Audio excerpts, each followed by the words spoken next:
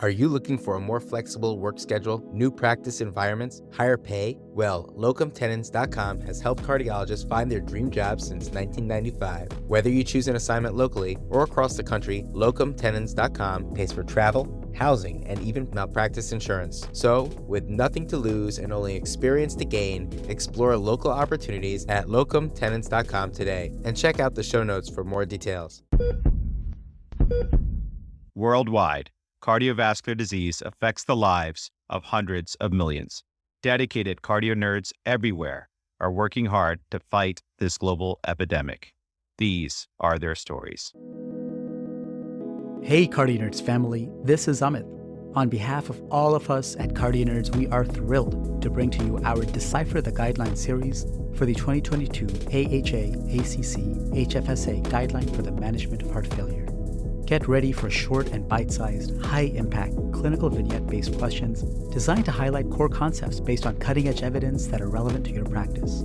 The cases we use are hypothetical and created for educational purposes only. This series was developed by the CardioNerds and created in collaboration with the American Heart Association and the Heart Failure Society of America. It was created by 30 trainees spanning college student through advanced fellows, with mentorship from Dr. Anu Lala, Dr. Robert Mentz, and Dr. Nancy Sweitzer. We thank Dr. Judy Bezanson and Dr. Elliott Antman for their guidance along the way. So friends, join us as we get to learn about the heart failure guidelines and beyond from 16 leading faculty experts. And now, let's get nerdy. The following question refers to Section 2.2 of the 2022 AHA/ACC HFSA Guideline for the Management of Heart Failure. The question is asked by CardioNerds intern Hirsh Elhence, answered first by Advanced Heart Failure and Transplant faculty at the University of Chicago and co-chair of the CardioNerds Critical Care Cardiology series, Dr. Mark Belkin, and then by expert faculty Dr. Mark Drazner. Dr. Drazner is an advanced heart failure and transplant cardiologist, professor of medicine, and clinical chief of cardiology at UT Southwestern. Dr. Drazner, thank you so much for joining us. Thank you, Ala. It's my pleasure to be here. Thanks for the intro, Ala. So our question today is about a 50-year-old woman with a history of congestive heart failure, hypertension, type 2 diabetes, and obstructive sleep apnea. She presents to the outpatient clinic to follow up on her heart failure management. 1 year prior, an echo showed an EF of 30% with an elevated BNP, for which she has started appropriate GDMT. Repeat echo today shows an EF of 50%. Which of the following best describes her heart failure status? Option A is heart failure with reduced ejection fraction. Option B is heart failure with improved ejection fraction. Option C, heart failure with mildly reduced ejection fraction. And option D, heart failure with preserved ejection fraction. Mark, I would love your help thinking through the different classifications here. Thanks, Hirsh. I love this question. The correct answer is B, heart failure with improved ejection fraction. Best describes her current heart failure status.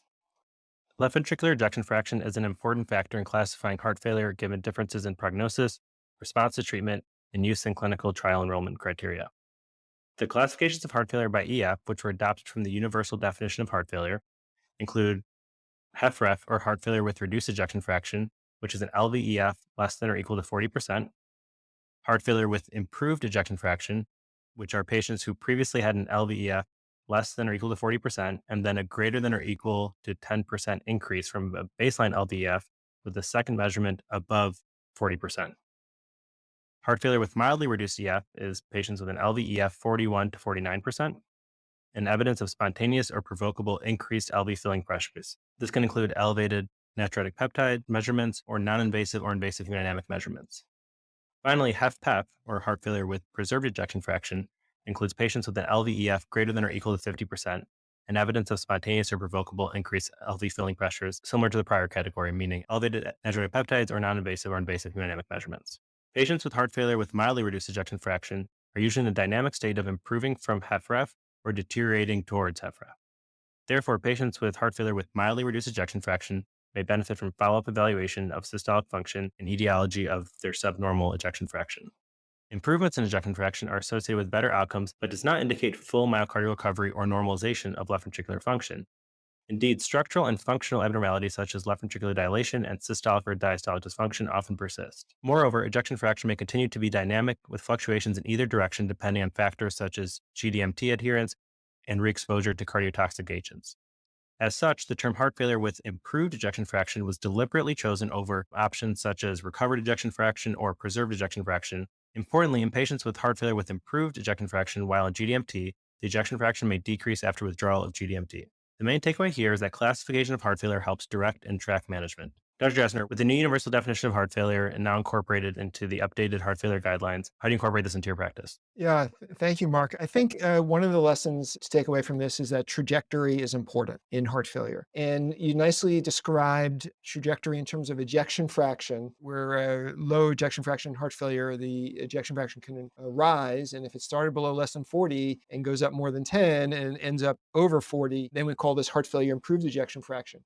Another trajectory to think about is symptoms, where, for example, patients might present with new onset or de novo heart failure, and they can either have persistence of those symptoms, persistent heart failure, but they also can have resolution of those symptoms. And if they have resolution of their symptoms and the structural heart disease recovers, there's new nomenclature that's now called heart failure in remission. It's not recovered, it's in remission. And I think the value of this nomenclature, this taxonomy, is twofold. One is undoubtedly by grouping people together with like syndromes. So the remission patients with heart failure in remission, for example, you can start talking about how should you treat that specific group of patients with that specific constellation of findings. The second, and perhaps more practical, is with your patients. And this comes up all the time, where patients will present with new onset heart failure.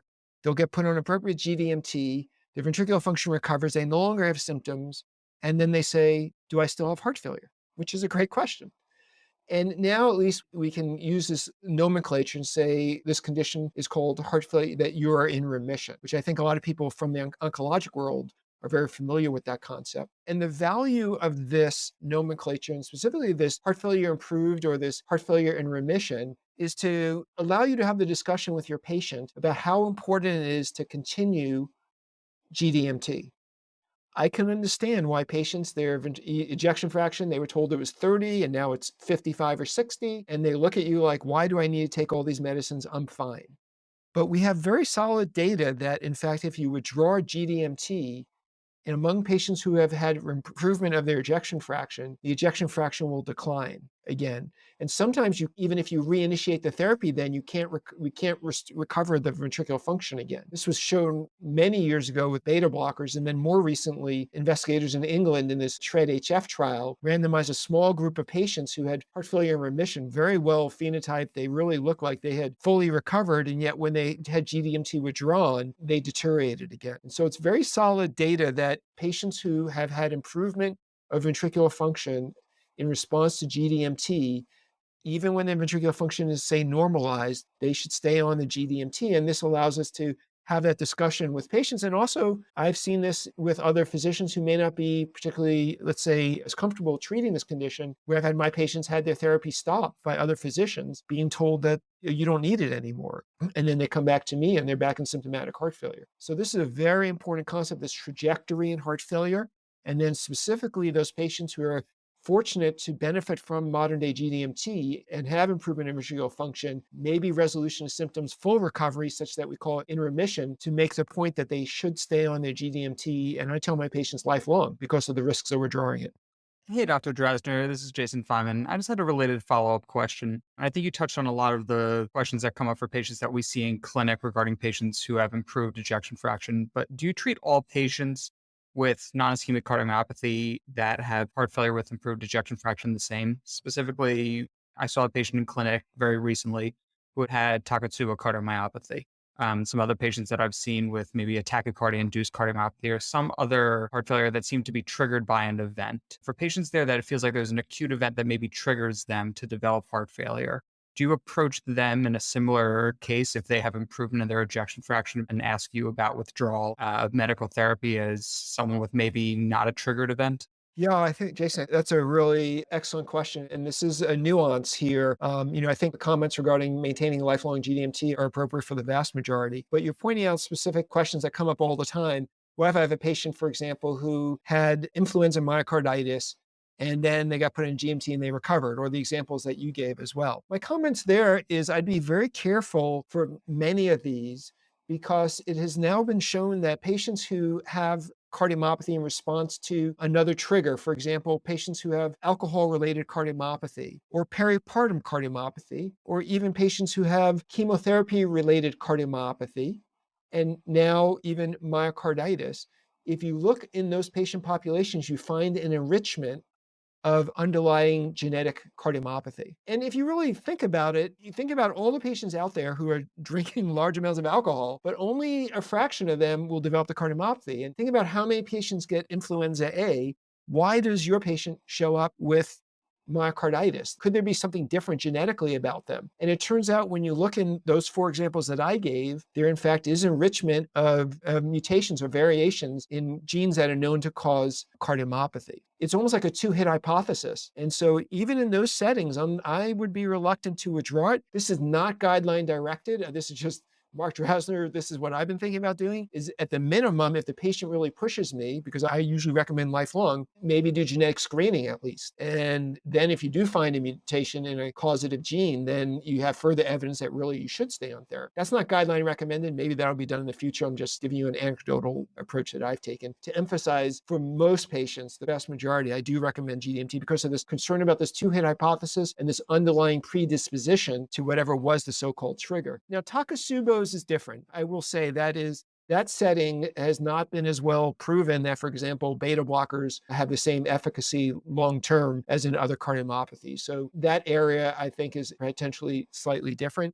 But the vast majority of the others, I usually recommend lifelong therapy. Some patients push you hard, though, I will say. Thank you. That's incredibly helpful. Jason, Mark, and Dr. Drazner, thank you so much for this really enlightening discussion. Thank you. My pleasure to be here.